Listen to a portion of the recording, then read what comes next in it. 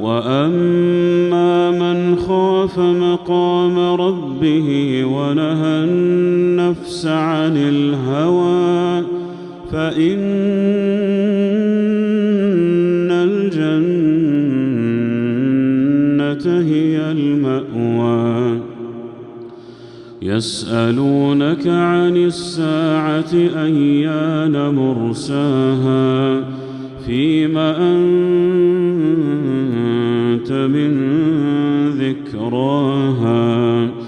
إلى ربك منتهاها إنما